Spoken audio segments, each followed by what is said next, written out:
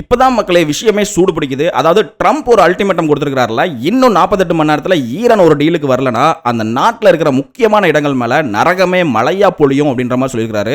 அதாவது ஈரான stone stage, அதாவது கற்காலம் அளவுக்கு பின்னாடி தள்ளிருவோம் அப்படின்ற மாதிரியே மிரட்டியிருந்தாரு. அவர் அதுக்கு என்ன வேர்டு யூஸ் பண்றாருன்னா, all hell will rain down அப்படின்ற மாதிரி போட்டிருக்காரு. ஆனா ஈரான் இதுக்குமே ஒரு கவுண்டர் அட்டாக் கொடுத்திருக்காங்க. என்ன பதில் சொல்லியிருக்காங்க தெரியுமா? ட்ரம்ப் ஒரு முட்டாள், அவர் பதட்டத்தில் பேசுறாரு, நரகத்தோட கதவு அமெரிக்காவுக்கு தான் திறக்க போகுது அப்படின்ற மாதிரி கெத்தா பதிலடி கொடுத்துருக்காங்க.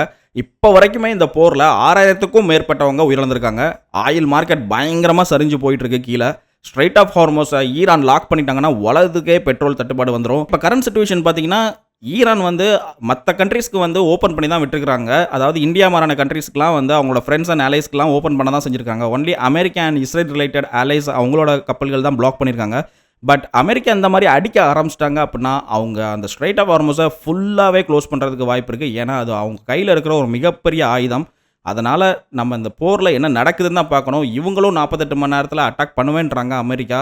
பட் ஈரான் இதுக்கு கொஞ்சம் கூட மதிக்கவே இல்லை. அவங்க நீ 48 மணி நேரம் கொடு, என்னனாலும் கொடு, நான் அடங்கவே மாட்டேன் அப்படின்ற மாதிரி சொல்கிறாங்க.